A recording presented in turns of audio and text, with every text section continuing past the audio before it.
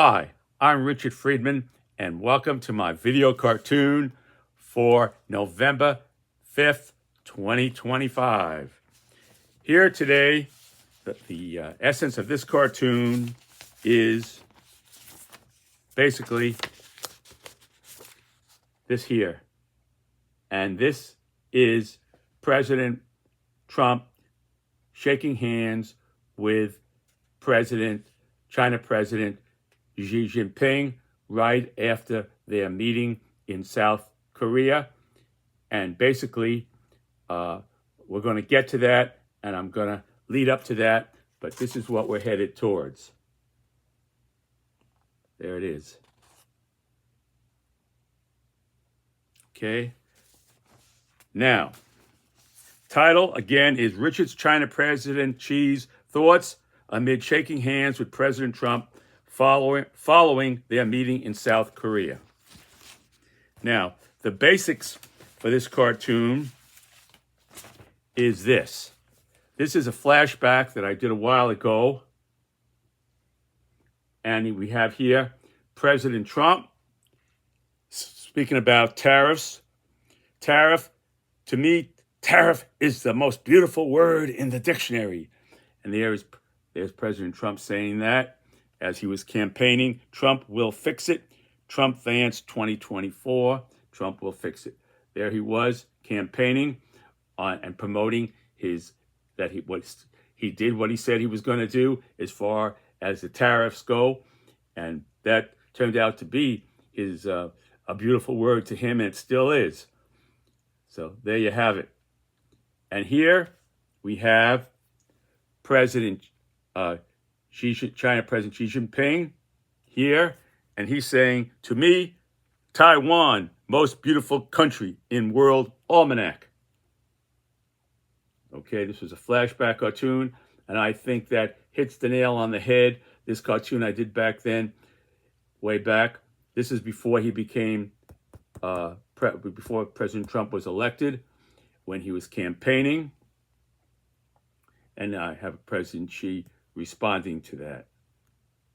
Okay, it's kind of a flashback, but I think it gives us the groundwork for where we are today with President Trump and his stand on tariffs, the most beautiful thing, and picking the people who agree with him in the Treasury, Secretary of the Treasury, and so forth down the line, supporting that. And that is, in essence, the groundwork. And here is President Xi again on Taiwan, which is the most. He gave 4 points after following the meeting. President Trump did say that Taiwan never came up, which is very possible.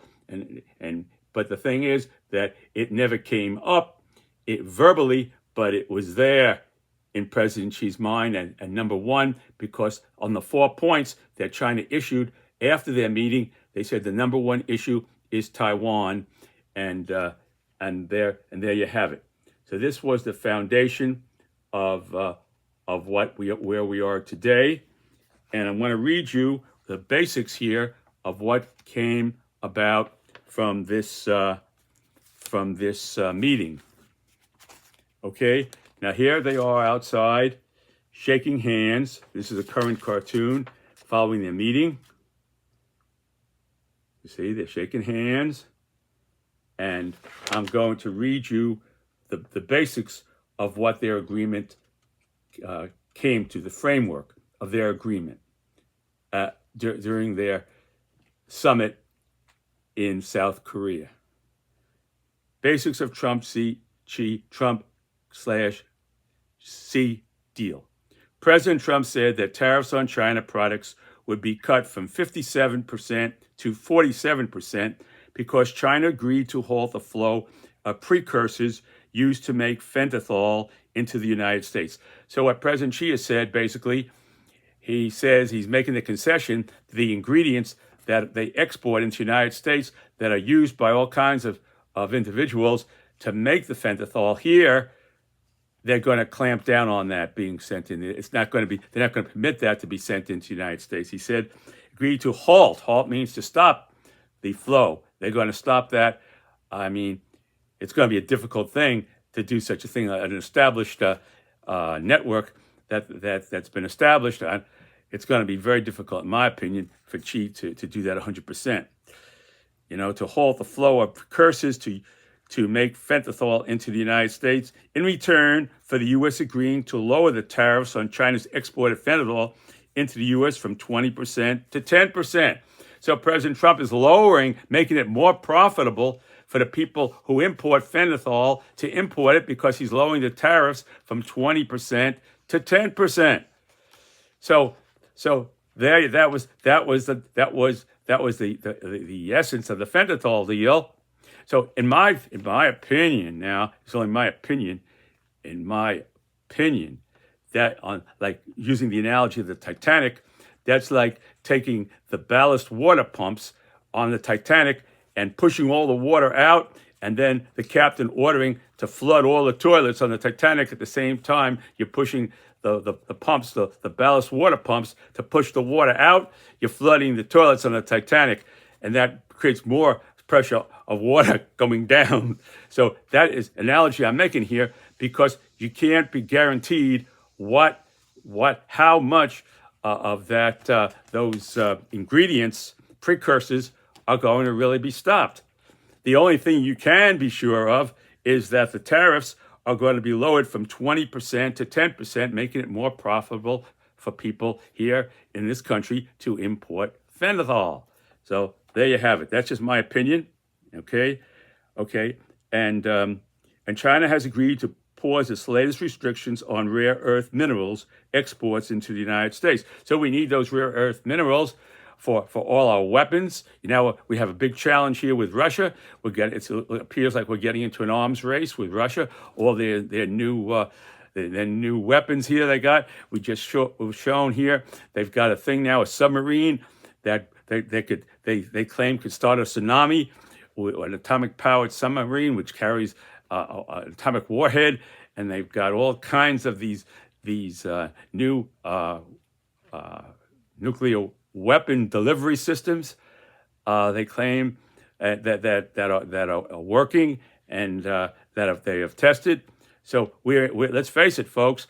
We're in an arms race, and if we can't get those rare earth minerals that we need to produce these things, like say President Trump's talked about, for instance, the Golden Dome. He talked about we're going to build a missile shield with golden domes, and those hypersonic missiles go a little bit into outer space. They don't go way up there like towards the moon or anything like that, but they go in a shallow area of outer space, and then they turn. And you got to get them before they re-enter the Earth's atmosphere to destroy them. So that means we need satellites up there, and to make the satellites, what do we need? We need those automotive things. That chips, we need automotive chips, which China has held back, and that's also could have created a backlog on the production, on the assembly line to make cars. Those automotive chips that China had been basically withholding from us could have created a big problem in the auto industry, with less cars being made, prices going even higher. Combine that with the tariffs, boy, the cars, there's no telling where the prices of cars could have gone. But luckily, you could say President Trump saved the day, but he almost. But if you want to look at it like that, in terms of those automotive chips that China wasn't bringing exporting into our country, you see. So there you have that. So I just injected that. Okay. The rare earth minerals are important, and the automotive chips for our car industry, and that's for a year. It's not carved in stone. It's only for a year that they've agreed on that. Okay. China resuming China has agreed to resume U.S. soybean purchases for a year also. Now the soybeans, you see those farmers on TV, they have all these soybeans and they can't sell them, and they're going down the tubes, all these farmers, and they need subsidies from the government and whatnot. And that's not only the soybeans, but there's pork, there's pork and cotton, and all these markets that's produced here, China isn't buying from us anymore, and wheat and things like that. So now, and if they don't buy our pork, the price of pork chops are going to go up because of the people on the farms are not going to be producing as much pork as they would have if China was in the ball game to buy their meats and stuff. So you're going to have less product, less supply, higher demand, and then the prices rise. So when you do tariffs, you're screwing around with the supply demand curve, and that creates the low supply with high demand, and boom, prices go up even further. Those pork chops are going to be pretty expensive had this agreement not had taken place. That's another thing. So I think they also agreed. I assume they agreed to that as well, aside from the soybean purchases. So there you have it. Okay. And given days after their meeting, China's ambassador to U.S. warned the U.S. not to cross its 4 red lines, naming Taiwan as a top concern.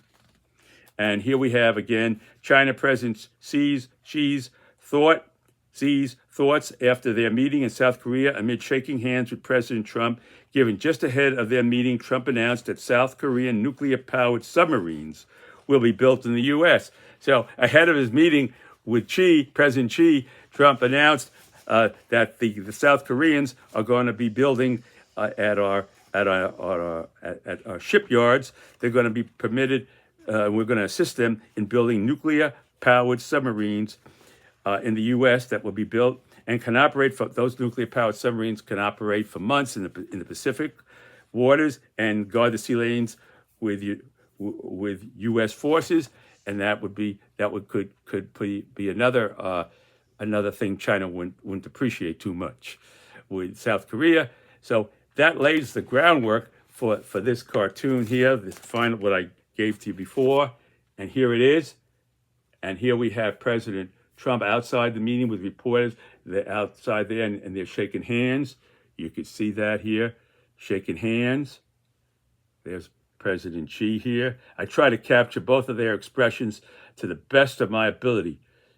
There they were. There. And President Xi's thoughts are here.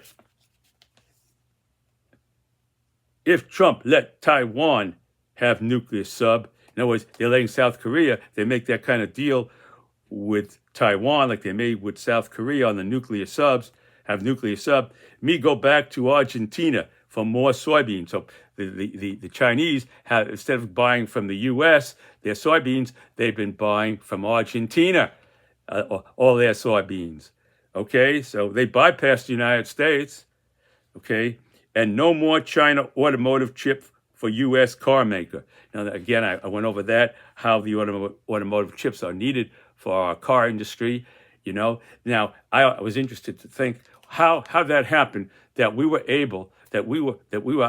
asleep at the switches when this transition took place. When we started back in the 60s, we didn't use these automotive chips.